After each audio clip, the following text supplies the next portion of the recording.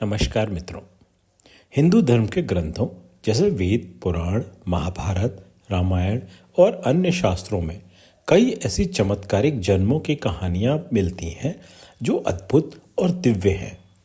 ये कहानियां देवताओं, ऋषियों और महान व्यक्तियों के अवतरण से जुड़ी हुई हैं।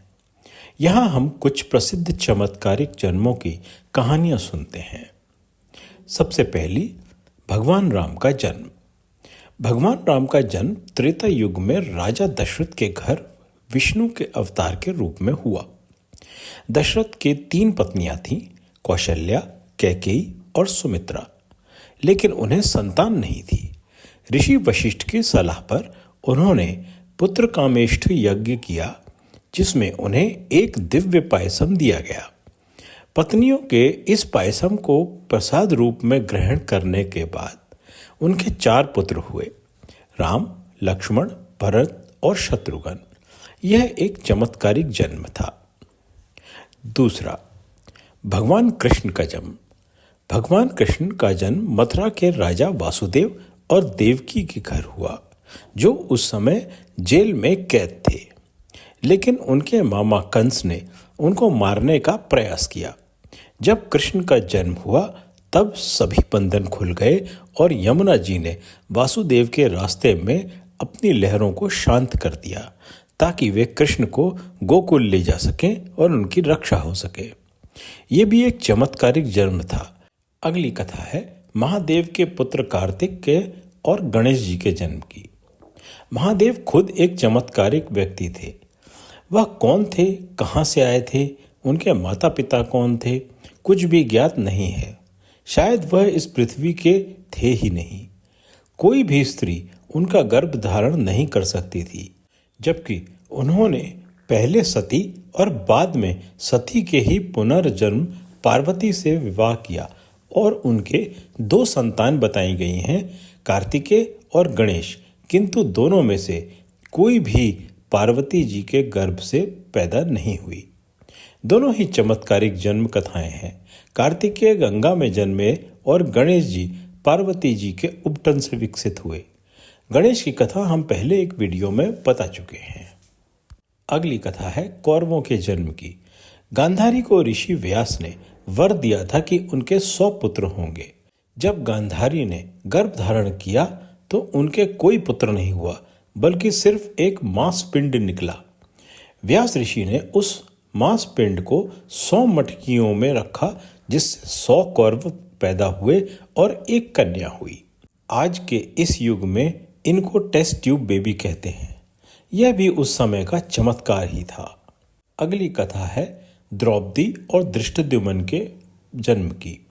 राजा द्रुपद ने यज्ञ करके एक दिव्य कन्या और एक शक्तिशाली पुत्र को प्राप्त किया।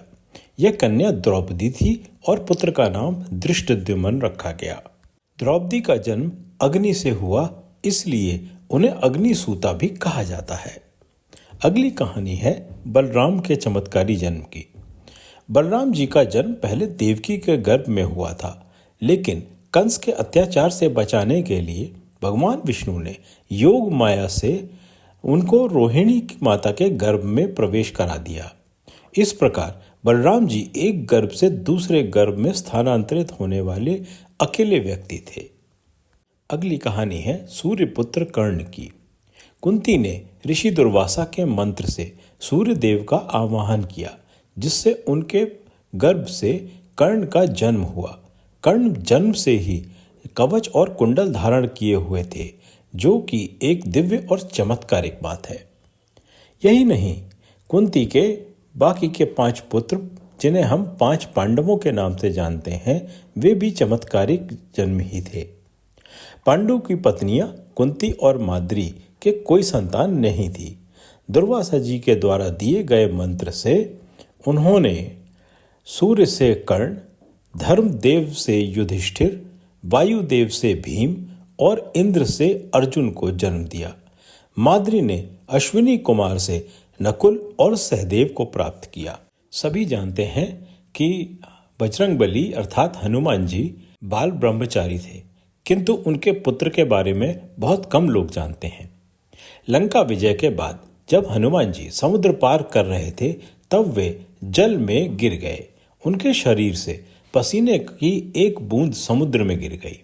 उस पसीने की बूंद को एक मगरमच्छ ने निगल लिया। इस प्रकार उस मगर के गर्भ से मकर ध्वज का जन्म हुआ। तो क्या उस समय भी विज्ञान इतना विकसित था कि वह लोग एक पसीने की बूंद से एक भ्रूण बना सकते थे? अगली कथा है अश्वत्थामा की। अश्वत्थामा ऋषि द्रोणाचार्य और उनकी पत्नी कृपि के पुत्र थे। उनका जन्म शिवजी के अंश से हुआ था। उनके जन्म के समय ही उनके माथे पर एक मणि रत्न था। उन्हें अमर और अपराजेय बनाता था। महाभारत युद्ध के बाद श्री कृष्ण ने उनकी मणि निकाल ली थी, परंतु वे तब भी मृत्यु से दूर रहे। अगली कहानी है गरुड़ की। ऋषि कश्यप की 2 पत्नियां थीं, कद्रु और विंता। कद्रु ने नाग वंश को जन्म दिया और विंता ने गरुड़ वंश को। विनाता ने एक अंडा दिया जो बहुत समय तक नहीं फूटा। प्रतीक्षा करते करते विनाता के सब्र का बांध टूट गया और उसने एक अंडा तोड़ दिया, तो उसमें से एक अर्ध विकसित गरुड़ निकले जिन्होंने विनाता को श्राप दिया। दूसरा अंडा जब फूटा तो उसमें से शक्तिमान गरुड़ निकले जो आगे चल के भगवान विष्णु के वाहन बने। अगली कहानी है द्रोणाचार्य की। ऋषि भारद्वाज ने एक बार एक अप्सरा घृताची को देखा और उनके शरीर से वीर निकलकर नीचे गिर गया। उस वीर को उन्होंने एक द्रोण में रख दिया, अर्थात बर्तन या घड़े में रख दिया। उस द्रोण से द्रोणाचार्य का जन्म हुआ। द्रोणाचार्य बड़े होकर कौरव और पांडवों के शिक्षक बने। यहाँ भी हम एक बार फिर टेस्ट ट्यूब बेबी की बात कर रहे हैं। अगली कथा है शिव के पुत्र अंधकासुर की।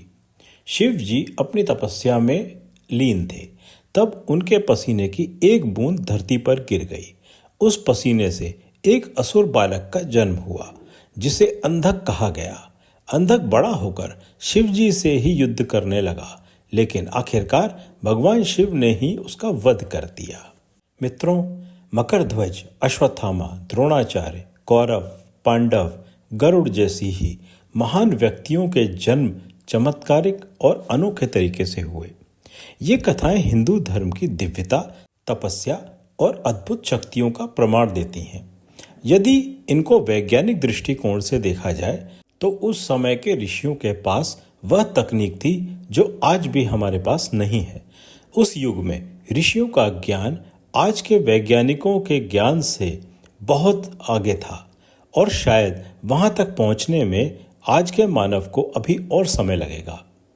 चाहे ज्योतिष की बात हो या एस्ट्रोलॉजी, खगोलीय ज्ञान हो, एस्ट्रोनॉमी, भूगोलीय ज्ञान हो, ज्योग्राफी, पशु पक्षी का ज्ञान हो, जूलॉजी, जड़ी बूटी का ज्ञान हो, बॉटनी, राजपाट का ज्ञान हो, political science and public administration, अर्थशास्त्र हो, इकोनॉमिक्स, अस्त्र शास्त्र विद्या हो, वेपनरी या और जो भी हम सोच सकते हैं वह सब उनको ज्ञान था। पौराणिक इतिहास में कई ऐसे शस्त्र बताए गए हैं जो आज भी हमारी कल्पना से परे हैं।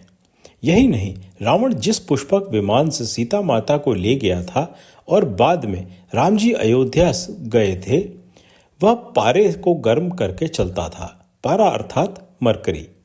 ऐसी तकनीक आज भी विकसित नहीं हुई है। आशा करते हैं आपको यह कहानी पसंद आई होगी। कहानी सुनने के लिए धन्यवाद।